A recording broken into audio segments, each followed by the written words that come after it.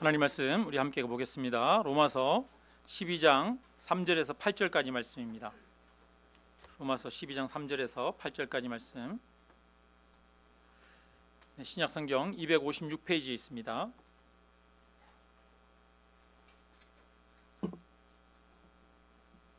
우리 함께 같이 읽습니다. 내게 주신 은혜로 말미암아 너희 각 사람에게 말하노니 마땅히 생각할 그 이상의 생각을 품지 말고 오직 하나님께서 각 사람에게 나누어 주신 믿음의 분량대로 지혜롭게 생각하라. 우리가 한 몸에 많은 지체를 가졌으나 모든 지체가 같은 기능을 가진 것이 아니니 이와 같이 우리 많은 사람이 그리스도 안에서 한 몸이 되어 서로 지체가 되었느니라. 우리에게 주신 은혜대로 받은 은사가 각각 다르니 혹 예언이면 믿음의 분수대로, 혹 섬기는 일이면 섬기는 일로, 혹 가르치는 자면 가르치는 일로, 혹 위로하는 자면 위로하는 일로, 구제하는 자는 성실함으로, 다스리는 자는 부지런함으로, 긍휼을 베푸는 자는 즐거움으로 할 것이니라. 아멘. 네, 할렐루야. 네. 전능하신 하나님께서 살아계신 줄로 믿습니다.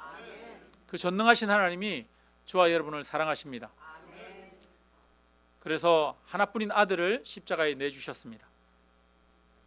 전능하신 그 하나님이 그 사랑으로 오늘도 우리와 함께하고 있습니다. 그래서 우리는 이 하나님 안에서 기뻐하고 평안하고 감사할 수 있습니다. 주 안에서 우리는 기뻐할 수 있습니다. 아이는 아버지와 함께 있을 때 안전합니다.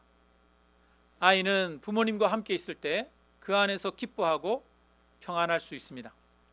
그것처럼 우리 인간도 하나님을 믿을 때 참된 평안을 얻고 위로를 얻습니다.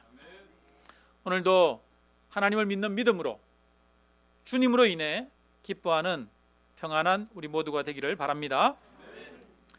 로마서 12장 1절에 보니까 그러므로 라고 하는 단어로 시작합니다. 지난주에 그러므로 라고 하는 말씀을 가지고 말씀을 나누었는데요, 그러므로 앞에 하나님이 우리를 어떻게 사랑하셨는지에 대한 이야기가 있다고 말씀드렸습니다. 그래서 하나님이 우리를 이토록 사랑하셨으니 그 다음에 형제들아 내가 하나님의 모든 자비하심으로 너희를 권하노니 너희 몸을 하나님이 기뻐하시는 거룩한 산 제물로 드리라. 이는 너희의 드릴 영적 예배니라. 우리가 하나님으로부터 갚을 수 없는 큰 사랑을 받았습니다.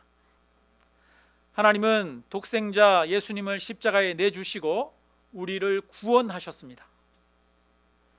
우리는 지옥에 가고 심판받아 마땅한 사람이지만 하나님은 우리를 사랑하셔서 우리를 하나님의 자녀로 삼으셨습니다. 그러니까 어찌 우리가 감사하지 않을 수 있겠습니까? 하나님의 은혜, 하나님의 사랑을 아는 사람은 하나님께 감사하게 됩니다. 우리는 하나님의 사랑을 아는 만큼 감사합니다. 하나님을 신뢰하는 만큼 평안합니다. 하나님을 의지하는 만큼 기뻐할 수 있습니다. 하나님의 사랑을 믿는 만큼 감사하게 되는 것이죠. 우리의 감사가 적은 것은 우리가 하나님의 사랑을 온전히 경험하고 그 사랑 안에 있지 못하기 때문입니다. 우리의 감사가 적은 것은 하나님을 깊이 깨닫지 못하고 있기 때문입니다. 하나님의 사랑에 푹 빠진 사람, 오늘도 그 사랑의 감격 안에 있는 사람은 그 은혜와 사랑을 갚을 길이 없어 이제 자신을 산 제물로 드리는 삶을 살게 됩니다. 이렇게 하는 것이 우리가 하나님께 드릴 마땅한 예배입니다. 영적 예배다라고 하는 것은 우리의 영혼으로 드리는 그런 예배를 의미하는 것이 아니라 합당한 예배다, 논리적으로 정당한 맞는 그런 예배다, 이런 의미가 있습니다. 여러분, 누군가에게 은혜를 입었어요. 큰 사랑을 입었어요. 그러면 거기에 합당한 행동은 무엇입니까? 감사하는 것이죠. 그것처럼 하나님으로부터 갚을 수 없는 사랑을 받았어요. 지금도 그 사랑의 감격 속에서 살아요. 그렇다면 그 사람에게 나오는 당연한 행동은 자신을 하나님 앞에 산 제물로 드리는 예배의 삶을 살게 되더라는 것입니다. 그래서 예배는 우리가 억지로 하는 것이 아니라 하나님을 믿는 믿음에서 그 하나님의 사랑의 교제 안에서 나오는 자연스러운 행동인 것입니다. 이것이 바로 우리가 드리는 예배라고 하는 거예요. 여러분, 오늘 저와 여러분이 이 자리에 억지로 있지 않기를 주님의 이름으로 축원합니다. 우리 안에 하나님과의 교제로 인해 자연스럽게 드리는 그런 마음이기를 주님의 이름으로 축원합니다. 그런데 이렇게 우리가 모여서 예배드리는 이것만 예배가 아니라 우리 자신이 하나님 앞에 감사하면서 하나님 앞에 드리는 마음으로 살아가면 일상의 모든 삶이 예배가 되는 것입니다.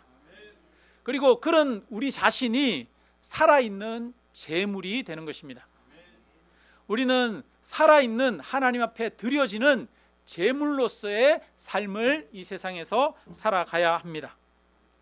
자, 그 사람은 2절에 우리 2절 같이 한번 읽어볼까요? 너희는 이 세대를 본받지 말고 오직 마음을 새롭게 함으로 변화를 받아 하나님의 선하시고 기뻐하시고 온전하신 뜻이 무엇인지 분별하도록 하라. 여러분, 하나님의 사랑을 경험한 사람, 하나님이 지금도 나와 함께하고 있는 것을 느끼는 사람은 이 세상을 본받지 않습니다. 이 세상은 끊임없이 서로가 분쟁하고 더 많이 가지려고 싸우고, 그리고 그 사람이 가지고 있는 외적인 것들을 가지고 사람들을 평가하고 나누고 평가르는 그런 세상입니다. 세상은 하나님을 인정하지 않습니다. 세상은 하나님 없이 살아가려고 합니다. 이제 우리는 이 세상적 가치와 방법을 따라서 살아갈 수가 없습니다. 하나님의 사랑을 경험하면 이 세상적 가치를 따라, 세상의 기준에 따라 살아가지 않게 되는 것입니다. 세상과는 다른 새로운 기준, 새로운 삶의 방식이 생깁니다. 그래서 오직 마음을 새롭게 함으로 변화를 받아라고 말합니다. 여러분, 마음을 새롭게 한다라고 말합니다. 이것은 내가 새로 살아가야지, 새롭게 살아가야지, 이렇게 마음에 의지적으로 결단하는 것만을 말하는 것이 아닙니다. 마음이라고 하는 것은 우리 몸의 중심을 이야기하는 겁니다. 마음이라고 하는 것은 우리의 지정의, 우리의 지성, 감성, 의지까지 다 포함하는 말입니다. 그래서 우리가 하나님을 경험할 때, 하나님을 만날 때 우리의 마음이 새롭게 변화됩니다. 하나님을 경험하면 사람이 생각하는 방식이 달라집니다. 하나님을 경험하면 우리가 느끼는 감정이 달라져요. 하나님을 경험하고 하나님을 만나게 되면 우리의 삶의 목표와 방향이 달라집니다. 새로운 소망을 가지게 됩니다. 그래서 우리는 우리의 마음이 새로워져야 합니다. 세상을 바라보는 눈과 세상을 해석하는 방식이 달라져야 합니다. 우리는 어떻게 우리의 마음이 새로워질 수 있습니까? 여러분의 마음이 새로워지기를 원합니까? 항상 마음이 평안하고 기쁘고 담대하기를 원하십니까? 내 눈앞에 있는 여러 가지 어려운 현실이 단지 불만으로만 다가오는 것이 아니라 그 어려운 현실조차 하나님이 나를 성장케 하시는 하나님의 인도하심의 손길이라고 하는 믿음의 눈으로 삶을 해석하기를 원하십니까? 그렇다면 하나님을 만나십시오. 예수 그리스도를 믿으십시오. 예수 그리스도의 십자가 은혜와 그 사랑을 알면 마음이 새롭게 변화됩니다. 하나님의 사랑을 알면 마음이 새로워집니다. 하나님의 사랑을 경험하고 나면 내 눈앞에 보이는 사람들이 다른 사람으로 보이기 시작합니다. 평범한 나무와 평범한 풀조차도, 돌멩이 하나조차도 다르게 느껴집니다. 여러분, 하나님의 은혜와 사랑 속에 세상이 신비롭게, 세상에 하나님의 사랑이 충만한 것으로 그렇게 완전히 달라진 세상처럼 그렇게 느껴진 경험들이 있으십니까? 여러분, 우리가 하나님을 경험하면 그렇잖아요. 주변이 다 달라집니다. 주변이 다 달라져요. 그것은 주변이 달라져서 달라진 게 아니라 내 마음이 새롭게 되었기 때문입니다. 하나님은 우리를 새롭게 하시는 분이십니다. 그래서 복음은 우리로 하여금 거듭나게 하는 진리입니다. 예수님이 니고데모에게 말합니다. 사람이 한 번 나는 것이 아니라 다시 태어나야 된다. 거듭나야 된다라고 말합니다. 그것은 물과 성령으로 거듭나는 것입니다. 하나님으로 인해 거듭나는 것입니다. 하나님으로 인해 마음이 새로워지는 것입니다. 생각하는 방식이 바뀌고 느끼는 감정이 바뀌고 살아가는 삶의 목표가, 삶의 이유가 바뀌는 것이 거듭나는 것입니다. 하나님의 사랑을 경험하면 다 달라지는 거예요. 영혼이 새로워지는 겁니다. 그래서 마음이 변화되는 겁니다.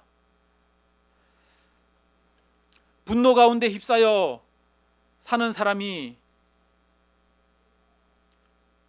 마음 안에 사랑의 사람으로 변화됩니다. 사도 바울은 예수님을 믿는 사람들을 잡아 죽이기 위해서 분노 가운데에서 다메섹으로 가다가 부활하신 예수님을 만났습니다. 그래서 그는 복음을 전하는 바울이 되었습니다. 박해를 받으면서도 유대인이 구원받기를 원하고 자기는 하나님에게서 떨어져서 지옥에 가도 좋으니 제발 유대인들을 구원해 달라고 하는 그런 사랑의 사람이 되었습니다. 우리나라 기독교 초창기에 황해도 서북지방에 유명한 깡패가 있었습니다. 이름이 김익두입니다. 그 인근에 사는 사람들은 시장에 갈 때마다 오늘은 시장에 가서 누구 안 만나게 해주세요? 김익두 안 만나게 해주세요. 그게 그날 바라는 기도 제목이었습니다. 김익두는 갑작스럽게 아버지가 돌아가시고 또 결혼해서 생활하는데 친구로부터 보증을 섰다가 사기를 당합니다. 그러면서 인생을 방황하게 되고 원망하게 되고 그러면서 이 불안당이 되어버렸어요. 깡패가 되어버렸어요. 그냥 인생을 막 사는 사람이 되어버렸습니다. 그런 김익두가 예수님을 믿게 되었습니다. 몇 달 만에 성경을 100독이나 했다고 합니다. 성경을 읽으면서 성경 속에서 하나님을 만나고 하나님이 나를 사랑하신다는 사실을 깨닫게 되었습니다. 그리고 나서 김익두는 사람들에게 김익두가 죽었다라고 부고장을 돌렸습니다. 깡패 김익두, 불안당 같은 그 김익두는 죽었다는 것입니다. 이제 예수 그리스도로 부활하여 새롭게 산 새 사람이 되었습니다. 그리고 김익두는 목사가 되어서 한국교회 대부흥운동의 주역으로 크게 쓰임받게 되어집니다. 여러분, 무엇이 사람의 마음을 변화시킵니까? 불안하고 염려 가운데 있는 사람의 마음을 무엇이 담대하게 만듭니까? 바로 하나님의 사랑이 사람의 마음을 변화시킵니다. 하나님의 사랑을 알게 되면 딱딱하게 굳은 마음이 녹아내리고 닫힌 마음의 문도 열리게 됩니다. 하나님의 사랑을 알게 되면 소망 없는 사람도 새 희망을 가지고 살아가게 됩니다. 하나님의 사랑을 알게 되면 세상을 보는 눈이 달라집니다. 어제까지는 밉고 도저히 용서할 수 없는 사람도 용서하게 되고, 나를 힘들게 하는 일들도 나를 연단시키고 성장시키는 하나님의 계획으로 바라보고 받아들이게 됩니다. 마음의 평화와 사랑이 자리 잡게 됩니다. 더 많이 소유하고자 하는 마음이 나누고 섬기고 사랑하며 사는 삶으로 바뀌게 됩니다. 예수님의 사랑을 경험하고 나면 보이지 않던 것들이 보이기 시작합니다. 예전에는 사람들의 외모와 학벌, 가지고 있는 재물, 얼마나 잘났는지를 보게 되었는데, 이제는 예수 그리스도 안에서 모두가 한 형제 자매임을 보게 됩니다. 여러분, 우리의 마음이 새로워져야 합니다. 저와 여러분의 마음이 새로워지기를 주님의 이름으로 축원합니다. 무엇으로 우리의 마음이 새로워집니까? 무엇으로 우리의 존재가 새로워집니까? 우리의 감정, 우리의 의지, 우리의 소망이, 우리의 이성이 무엇으로 새로워집니까? 오직 십자가에 죽으신 예수 그리스도의 사랑, 그 하나님의 무한하신 사랑, 지금도 저와 여러분과 함께하고 동행하며 저와 여러분의 삶을 인도하고 계시는 그 하나님의 은혜가 저와 여러분을 새롭게 합니다. 하나님의 사랑 외에 우리의 마음을 새롭게 할 것은 없습니다. 하나님은 예수님을 십자가에 내어주신 그 놀라운 사랑으로 오늘도 그 사랑을 부어주고 계십니다. 딸아, 아들아, 내가 너를 사랑하노라. 내가 너와 함께하노라. 강야와 같은 인생에서 아파하며 눈물을 흘리며 힘들어하는 내 백성아, 내가 너와 함께하고 있는 나의 손길을 바라보고 믿으라라고 말씀하십니다. 이 사랑으로, 이 은혜로 마음이 새롭게 되어지는 놀라운 축복이 있기를 주님의 이름으로 축원합니다. 이제 오늘 예배를 드리고 나아갈 때 여러분, 돌멩이 하나, 풀 한 포기가 새롭게 보여야 합니다. 그 모든 것 속에 하나님의 사랑이 있고 하나님의 인도가 있음을 바라보아야 합니다. 우리 3절을 우리 같이 한번 읽어볼까요? 3절 같이 읽습니다. 내게 주신 은혜로 말미암아 너희 각 사람에게 말하노니 마땅히 생각할 그 이상의 생각을 품지 말고 오직 하나님께서 각 사람에게 나누어 주신 믿음의 분량대로 지혜롭게 생각하라. 아멘. 지금 보니까 내게 주신 은혜로 말미암아 너희 각 사람에게 말하노니 이렇게 말합니다. 바울이 무엇으로 인해서 말한다는 거예요? 하나님이 나한테 큰 은혜를 주셔서 그 은혜로 인해서, 은혜 때문에 내가 너희에게 말한다라고 하는 겁니다. 지금 바울의 마음에는 하나님의 큰 은혜와 사랑이 있습니다. 그냥 인간적인 지혜와 판단에서 나오는 말이 아닙니다. 예수 그리스도의 사랑을 알고 그 은혜 안에서 나오는 말이에요. 그러니까 예수 그리스도의 은혜가 바울의 입술에서도 나오는 것이죠. 우리도 십자가의 은혜 안에 있으면, 예수님의 사랑이 내 마음에 가득하게 되면 우리의 입술에서 하나님의 은혜가 나옵니다. 우리의 입술에서 하나님의 진리가 나옵니다. 하나님의 은혜가 내 안에 있으면 우리의 입술이 사람을 회복시키고 바른 길로 인도하는 지혜의 말이 될 수 있습니다. 우리가 어떻게 나의 남편, 나의 아내를 세워주는 지혜의 말을 할 수 있습니까? 우리가 어떻게 우리의 자녀들에게 힘을 주고 그들을 바른 인생으로 인도하는 지혜의 말을 할 수 있습니까?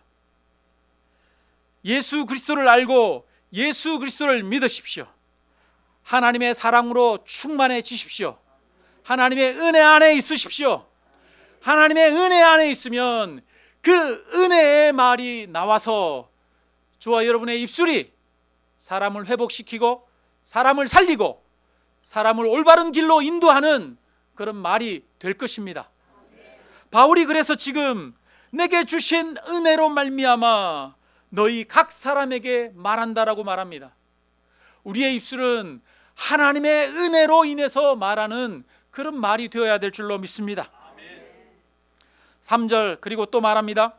너희 각 사람에게 말하노니 마땅히 생각할 그 이상의 생각을 품지 말고. 마땅히 생각할 그 이상의 생각을 품지 말래요. 교만한 생각을 품지 말라는 겁니다. 자기 비하의 생각을 품지 말라는 것입니다. 그런데 이 말은 그 다음에 나오는 구절들과 연결되어 있습니다. 그 다음에 나오는 4절 5절을 보아야 이 마땅히 생각할 그 이상의 생각을 품는 게 어떤 생각인지를 알 수가 있어요. 4절 5절 우리 같이 읽겠습니다. 우리가 한 몸에 많은 지체를 가졌으나 모든 지체가 같은 기능을 가진 것이 아니니 이와 같이 우리 많은 사람이 그리스도 안에서 한 몸이 되어 서로 지체가 되었느니라. 아멘. 여러분 4절 5절에서 말하는 내용이 뭡니까? 예수 믿고 나니까 한 몸이 된 교회가 되었다, 이 이야기를 하고 있는 거예요. 우리는 한 몸이요 한 지체가 되었습니다. 이거는 교회에 대한 이야기예요. 교회에 대한 이야기. 그러니까 마땅히 생각할 그 이상의 것을 생각하지 말라는 것은 4절 5절에 우리가 한 몸이라고 하는 사실과 연결되어진 말입니다.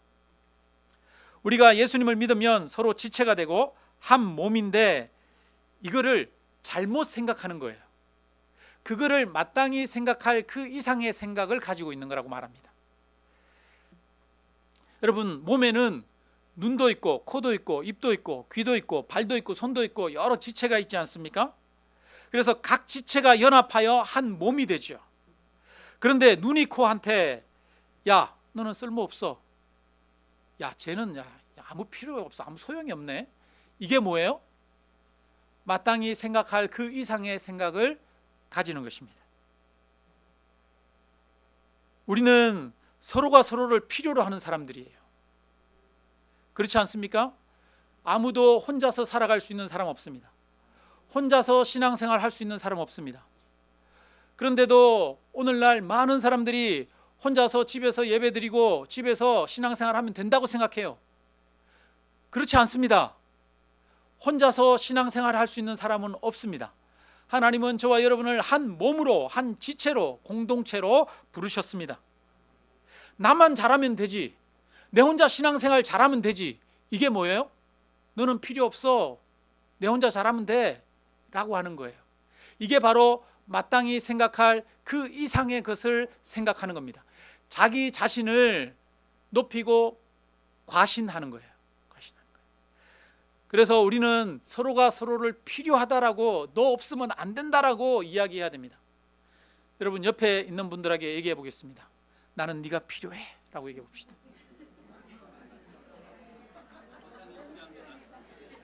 나는 너 없으면 안 돼 라고 얘기해 봅시다. 나는 너 없으면 안 돼. 여러분 나는 너 없으면 안 돼 이래야 돼요. 집에서도 아내가 남편한테 당신 없어도 돼, 이게 아니잖아요. 당신 없으면 안 돼.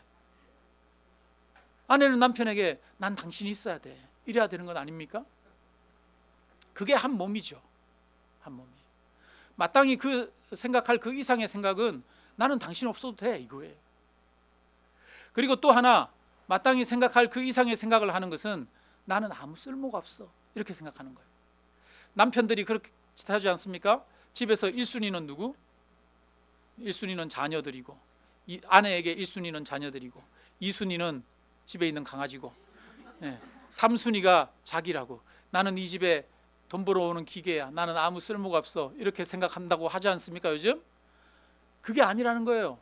교회 안에서 나는 나이도 많고, 나는 할 줄 아는 것도 없고, 나는 힘도 없고, 나는 봉사도 못하고, 나는 헌금도 많이 못해서 나는 쓸모없는 사람이야, 그렇게 생각하는 것, 자기를 너무 지나치게 낮게 보는 것, 가치 없게 보는 것, 이게 마땅히 생각할 그 이상의 생각을 품는 겁니다.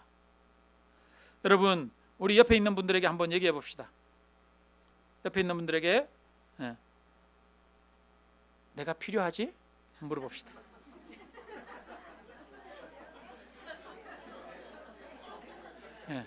나도 쓸모 있는 사람이야. 한번 얘기해 봅시다. 옆에 있는 분들에게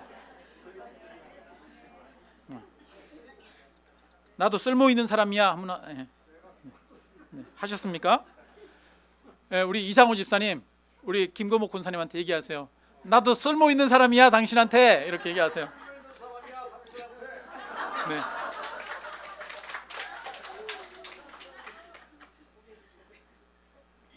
네, 우리 중에 쓸모없는 사람은 아무도 없습니다. 네. 우리 중에 혼자 살아갈 수 있는 사람은 아무도 없습니다. 우리는 예수 그리스도 안에서 한 몸으로 한 지체로 부름받았습니다. 그래서 하나님의 사랑이 충만한 공동체는 서로가 서로를 존중하고 소중하게 여기게 됩니다. 3절 하반절에 보면 하나님께서 각 사람에게 나누어 주신 믿음의 분량대로 지혜롭게 생각하라 이렇게 말합니다. 여러분, 믿음의 분량대로, 분량이라고 그러니까 어떤 사람은 믿음이 많고 어떤 사람은 믿음이 작고, 그래서 각자 가지고 있는 믿음의 양대로 생각하라 이런 의미로 생각을 많이 합니다. 그런데 분량이라고 하는 것은 기준이라고 하는 그런 의미입니다. 믿음의 분량이라고 하는 것은 어떤 분량을 잴 때 쓰는 자나 아니면 뭐 양을 이렇게 측정하는 되나 말이나 이런 것들을 이야기를 하는 거예요. 그래서 믿음의 분량대로 생각하라라고 하는 것은 믿음의 척도, 믿음의 가치, 믿음의 기준을 가지고 생각하라 이런 말입니다. 여러분, 우리가 모든 것을 바라보고 생각할 때 생각하는, 그리고 어떤 것을 판단하는 기준이 뭐냐 하면 바로 믿음이라고 하는 것입니다. 예수 그리스도의 십자가 복음, 예수 그리스도의 십자가 복음이 모든 것들을 바라보는 기준이라는 거예요. 기초라는 거예요. 우리가 성도들 간에 서로의 어떤 문제들을 해결하고 뿐만 아니라 서로가 서로를 바라보는 데 있어서 척도가 뭐냐 하면 예수 그리스도의 십자가 복음이라는 거예요. 그래서 모든 것을 할 때마다 예수 그리스도의 사랑과 은혜 안에 그 십자가 복음을 기초로 바라보고 생각하고 판단하고 행동하라는 거예요.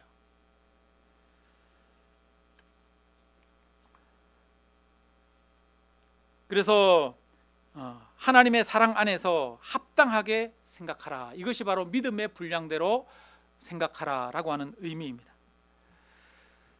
이제 우리는 예수님의 사랑으로 모두가 형제 자매가 되었습니다. 한 가족이 되었습니다. 우리는 하나님을 우리의 아버지라고 부릅니다.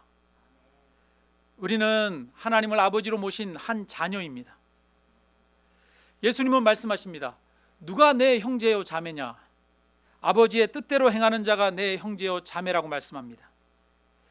육신의 형제보다 영적 형제, 하나님의 십자가 은혜와 그 사랑으로 서로를 사랑하고 한 몸을 이룬 그 공동체야말로 진정한 가족이라는 거예요. 참된 가족이라는 거예요. 혈육의 공동체, 혈육의 가족이 진짜 가족이 아니라, 진짜 가족은 하나님의 은혜, 사랑, 십자가 그 은혜와 사랑으로 서로가 서로를 대하는 사람들, 그 사람들 안에서 이루어지는 영적 공동체입니다. 그래서 12장 1절, 이것이 12장 1절에 우리가 다시 한번 읽어볼까요? 같이 한번 읽습니다. 그러므로 형제들아, 내가 하나님의 모든 자비하심으로 너희를 권하노니 너희 몸을 하나님이 기뻐하시는 거룩한 산 제물로 드리라. 이는 너희가 드릴 영적 예배이니라. 아멘. 너희를 산 제물로 드리라, 이것이 너희가 드릴 영적 예배니라 라고 말하고 나서 그 다음에 나오는 내용이 뭐냐? 우리가 한 몸이라는 거예요.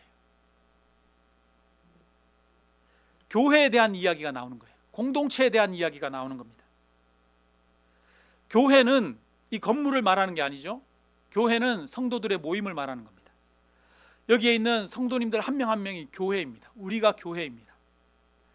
그러니까 하나님의 은혜와 사랑을 받은 자들은 자신을 산 제물로 하나님 앞에 드리는 예배의 삶을 살게 되는데, 그 예배의 삶의 첫 번째 형태가 뭐냐? 함께 공동체를 이루고 한 몸된 삶을 산다는 것이에요. 여러분, 우리가 하나님의 은혜와 사랑을 깨달았어요? 그러면 그 다음에 나타나는 현상은 바로 내 주변에 있는 누군가를 사랑하는 모습으로 나타나게 됩니다. 하나님의 은혜가 내 안에 충만하게 되면 함께 모여 한 몸처럼 서로를 사랑하게 되어지는 거예요. 그러니까 어떤 영적인이라고 하는 사람이 있어요. 하나님의 은혜와 사랑을 많이 경험했다고 해요. 그 사람은 신령하다고 해요. 그런데 그 사람이 성도들과 한 몸 된 삶을 살고 있지 않아요.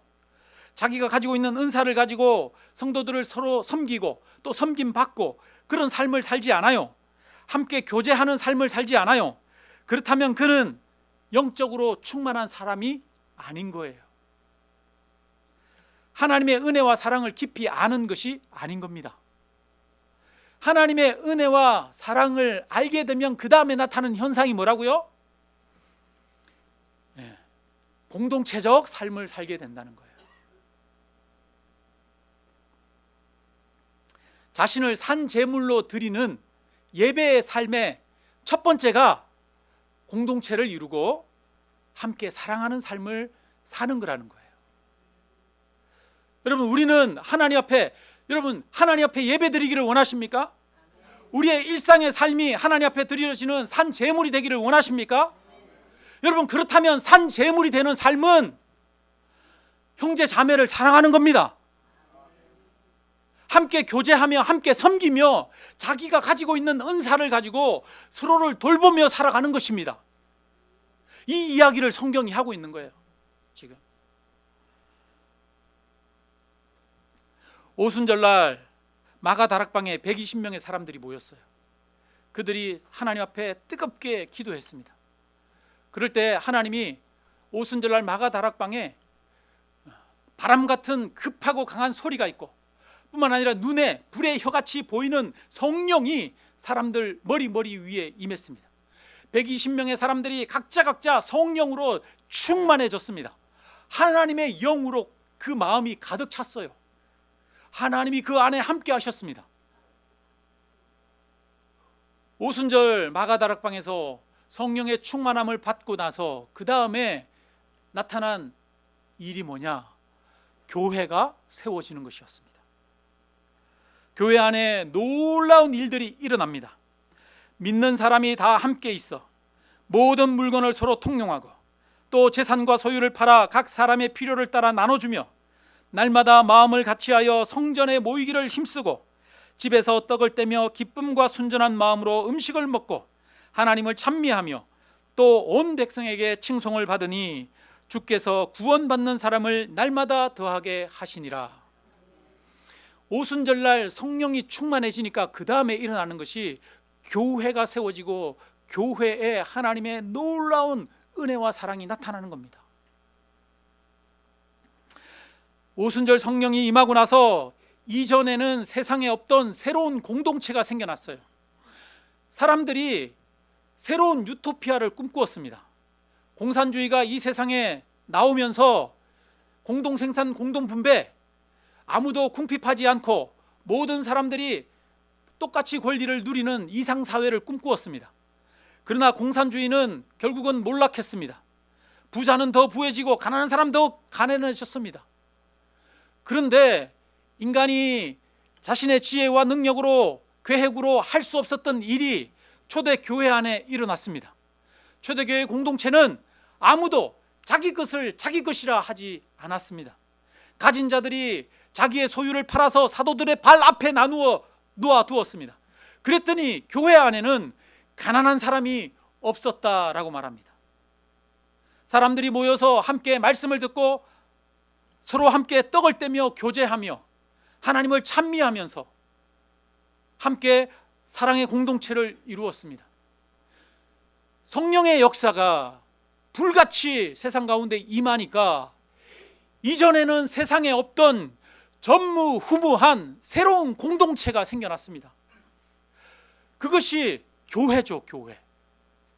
하나님의 역사가, 하나님의 사랑이 부어지면 그 안에는 새로운 사랑의 공동체가 생겨납니다. 새로운 교회가 생겨나는 거예요. 교회가 바르게 되어지는 겁니다. 바울이 하나님의 은혜, 사랑을 이야기하고 나서 로마서 12장에서 제일 먼저 하는 이야기가 우리가 한 몸이라고 하는 이야기를 하고 있는 거잖아요. 한 몸이다. 교회는 하나님의 성령의 역사의 증거입니다. 교회는 하나님의 통치가 이 세상에 이루어지고 있다라고 하는 하나님의 나라의 현시입니다. 그래서 교회 안에는 하나님의 은혜와 사랑이 넘치고 풍성이 흘러야 합니다. 여러분, 건물을 세우는 것이 교회를 세우는 것이 아닙니다. 성도들이 하나님의 은혜와 사랑을 경험하여 서로가 함께 한 몸으로서 살아가는 것이 교회가 세워지는 것입니다. 우리가 하나님 앞에 우리 자신을 드리는 영적 삶을 사는 그런 삶의 모습이 함께 사랑의 공동체를 이루어 한 몸으로 살아가는 것입니다. 그렇게 한 몸으로 사랑의 공동체를 이루지 않으면서 나는 영적이다, 나는 하나님을 사랑을 안다라고 하는 것은 거짓말이라고 하는 거예요. 그래서 이제 그 다음에는 보니까 은사에 대해서 이야기하고 있습니다. 6절에 보니까 우리에게 주신 은혜대로 받은 은사가 각각 다르니 이렇게 말하면서 각각 여러 가지 은사가 있다라고 말합니다. 우리 모든 성도님들은 각각의 은사가 있습니다. 하나님은 각 사람들을 다르게 지으셨어요. 각자가 다른 은사를 가지고 있습니다. 그런데 그 다른 은사가 서로가 한 몸이 되어질 때 나의 은사가 되는 거예요. 다른 사람이 가지고 있는 은사가 나의 은사가 되는 겁니다. 여러분, 제가 할 줄 아는 게 여러분이 할 줄 아는 게 되는 거예요. 그렇잖아요? 제가 하나님의 말씀을 잘 분별하고 또 말씀을 잘 전하면 그것이 우리 성도님들에게 유익이 되지 않습니까? 네. 가끔 가다가 어떤 우리 성도님들 중에 전기 잘 다루시는 분이 계시잖아요. 전기 잘 다루시는 분이 가지고 계신 그 전기 다루는 그 재능은 누구의 것이 되는 거예요? 그 사람의 것이 아니라 한 몸이 될 때 한 공동체의 것이 되는 거죠. 그래서 서로가 서로를 가지고 그 은사를 가지고 섬기는 거예요. 그래서 교회는 은사 공동체가 되어집니다. 그래서 하나님의 은혜가, 하나님의 역사가 풍성해지는 거예요. 하나님의 은혜로 교회는 충만해지게 되는 것입니다. 그래서 교회에는 풍성함이 넘치는 거예요. 한 몸이 될 때 그 안에는 풍성함이 있습니다. 각자가 가지고 있는 그 능력과 재능을 가지고 아무도 내 것이라 주장하지 않고 자기를 높이지 않고 서로가 서로를 섬기는데 사용하게 될 때 그 공동체에는 정말 놀라운 풍성함이 있게 되어지는 줄로 믿습니다. 여러분, 우리 8월 15일부터 17일까지 2박 3일간 전교인 수련회를 떠납니다. 여러분, 전교인 수련회 가서 또 어떤 분은 하루 온종일 있지도 못하고 잠깐 왔다 가시는 분들도 계실 것이고요, 2박 3일 동안 계시는 분들도 계실 겁니다. 또 어떤 분들은 하룻밤 자기도 하겠죠. 여러분, 우리가 수련회 가서 거기에서 편안한 시간들을 가지면서 거기서 서로가 함께 교제하기를 원합니다. 우리가 서로가 같이 어쩔 수 없이 참여하지 못하는 분들은 어쩔 수 없지만 함께 시간을 내서 서로 교제하고 사랑하고 또 서로 기도하고 또 말씀 나누고 하는 것이 바로 교회가 세워지는 길입니다. 그래서 우리 성도님들 부득이한 경우를 제외하고는 우리 성도님들 이렇게 시간이 허락되는 대로 수련회에 함께 동참해 주시면 감사하겠습니다.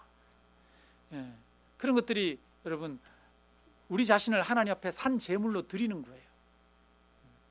다른 게 아니라 교회 안에 산 공동체를 이루는 것이 하나님 앞에 산 제물로 우리를 드리는 거예요.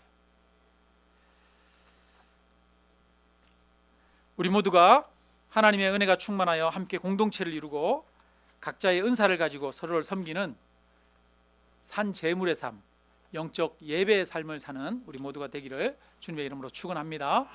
우리 함께 찬양하고 함께 기도드리겠습니다.